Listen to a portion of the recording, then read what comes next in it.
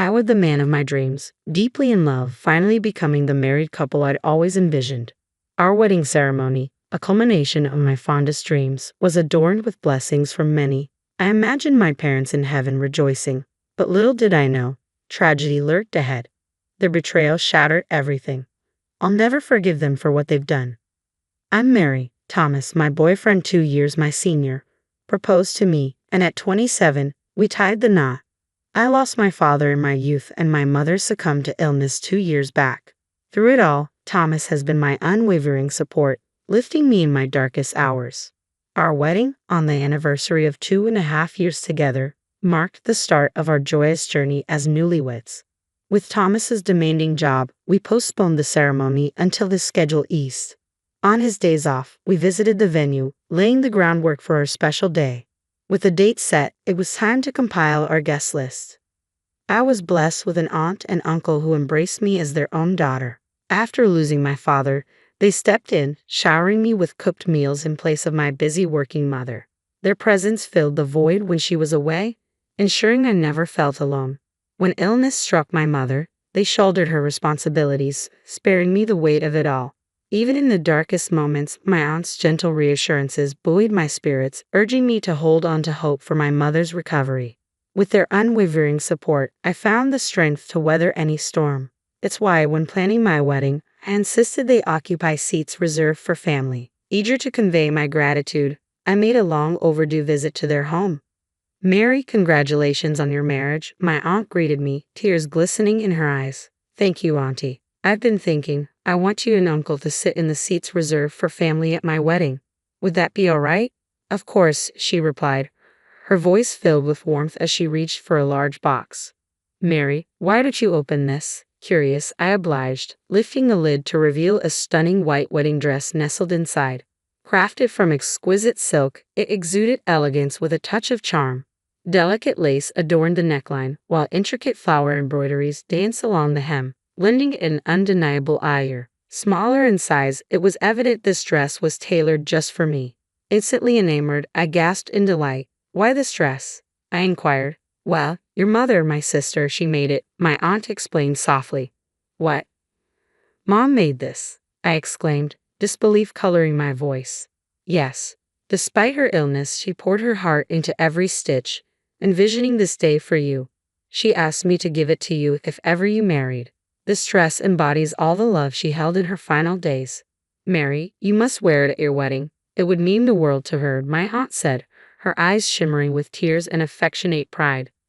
Touched by her gesture, tears welled up in my eyes. "Thank you, Auntie. Holding on to this means everything to me. I'll cherish it, I promise," clutching my mother's handcrafted wedding dress tightly, my heart brimming with happiness.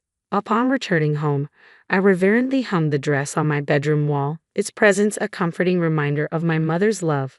Determined to honor her at my wedding, I envisioned the day with renewed determination. But fate had other plans. Disaster struck one evening when I returned home from work to find the dress missing from its rightful place on my wall. Shocked and bewildered, I frantically searched the room, my heart sinking as reality set in. "How could this happen? It was right here," I whispered, the weight of loss settling heavily upon me. In a panic, I reached for my phone to dial the police. Just then, my husband walked through the door. "Mary, what's wrong?" he asked, concern etched on his face as he hurried to my side. "My dress, it's gone. I had it right here," I sobbed, gesturing to the empty space on the wall. "I think someone took it." My distress seemed to startle my husband, and his response caught me off guard. "Oh, is that all?" he remarked casually, prompting me to question him further. "What do you mean, Thomas? Do you know something?" I asked, my voice trembling with uncertainty. His revelation left me stunned. "Well, yes. My sister mentioned she needed a dress for her upcoming wedding and wanted to borrow yours," he confessed. "What?" I gasped incredulously, realizing he had lent my precious wedding dress without consulting me. It dawned on me then that she'd used the spare key from our mailbox to retrieve it. He handed my dress over to his sister without consulting me. I was beyond disbelief, my anger boiling over as I confronted him. "How could you do this?" I demanded, my voice trembling with fury. His nonchalant response only fueled my frustration. "Our wedding is still months away, so what's the harm?" he reasoned, as if it were inconsequential. And my sister was ecstatic. She's tight on funds and saw it as a saving grace.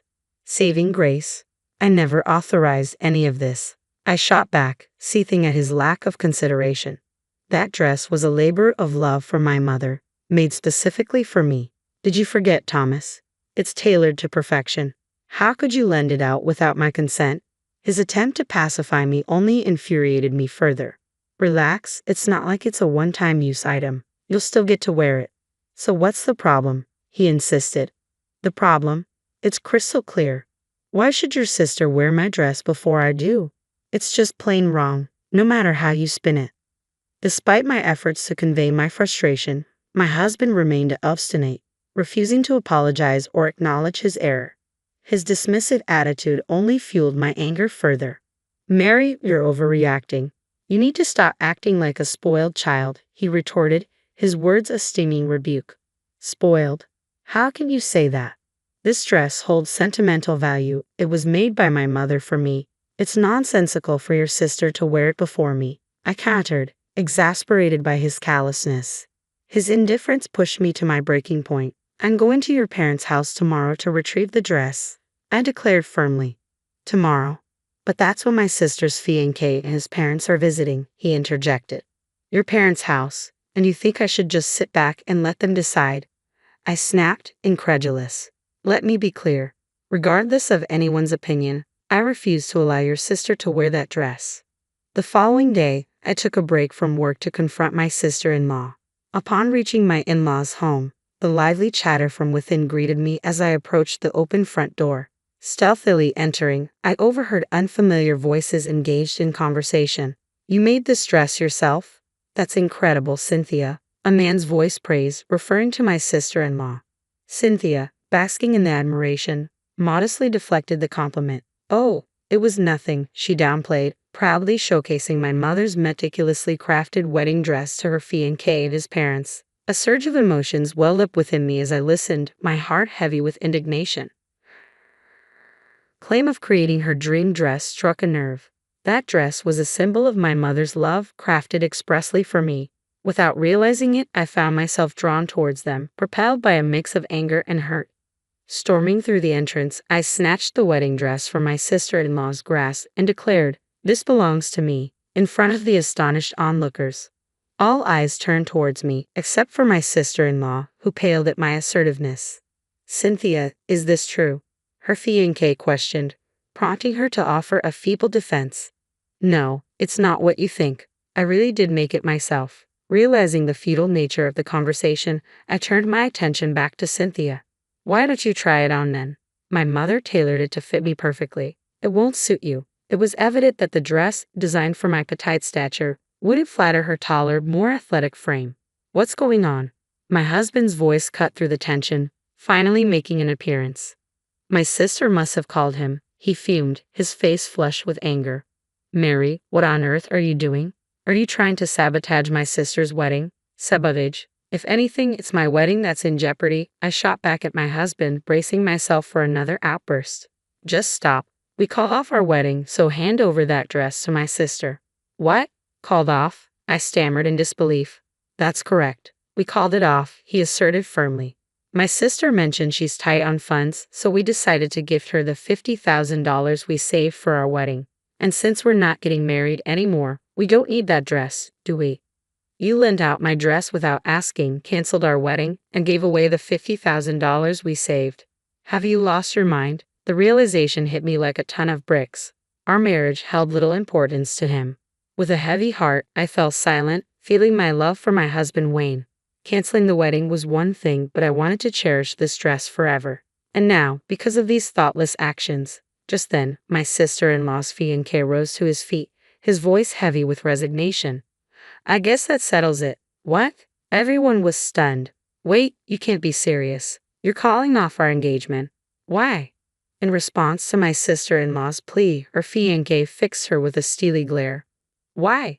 It's plain as day. I can't marry someone who's capable of such deceit without a second thought. It's out of the question. Even his parents mirrored his sentiments, their quiet anger evident. Well, that settles that. No more talk of marriage, my fiancé declared, ready to leave with his parents. But just as they were about to depart, My sister-in-law burst in frantic and desperate. Hold on a minute. It's ridiculous to call off the engagement over something like this, isn't it? Mom, Dad, you don't agree, do you? Despite her impassioned pleas to her parents, it was too late. Why are you glaring at me, Mom, Dad? My sister-in-law's plea fell on deaf ears as her father erupted with force. Get out, you disgrace. His words struck like a blow, reducing my typically resilient sister-in-law to tears. How could you be so heartless? This is too much, she sobbed. Stop crying. I don't recognize you anymore. Her father rebuked, his voice filled with disappointment. I can't accept someone who shows such disregard for others' feelings as my daughter, her mother added sternly. Witnessing his sister's distress, my husband stepped forward to intervene. Mom, Dad, please calm down. There's no need to blame Cynthia like this. And you, Thomas, how dare you overlook Mary's feelings? Leave this house with Cynthia, his father added, his tone unwavering. You foolish son, his father's words rang out, stunning my husband into silence, his expression one of disbelief. Then, to my surprise, my mother-in-law approached me, bowing her head in apology. I'm deeply sorry, Mary. We were misled to believe that the dress was handmade by our daughter.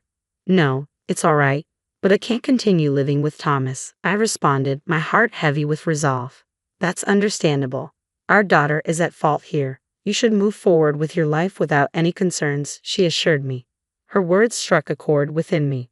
Despite the turmoil, I couldn't shake the guilt of parting ways with my in-laws who had always treated me with kindness. Nonetheless, staying with Thomas was no longer an option. Mary, I'm sorry. Truly, I am. We'll make things right, have a proper wedding. Please don't mention divorce, my husband pleaded, his tone shifting dramatically after his parents disowned him. But I couldn't fathom reconciling with a man devoid of spine. I'm forging my own path now. I can find happiness without you. His plea fell on deaf ears as I stood firm in my decision. Witnessing my resolve, my husband sank to his knees in defeat. After bidding my in-laws a heartfelt farewell, I left their home, packing my belongings and seeking refuge at my aunt's house. Though initially surprised, she respected my decision and welcomed me with open arms.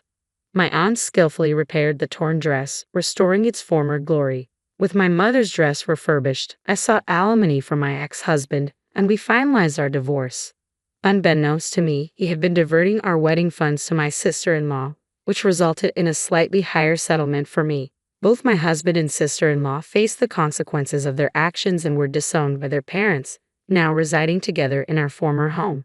Meanwhile, my sister-in-law, who had planned to be a homemaker, found herself jobless after quitting her job.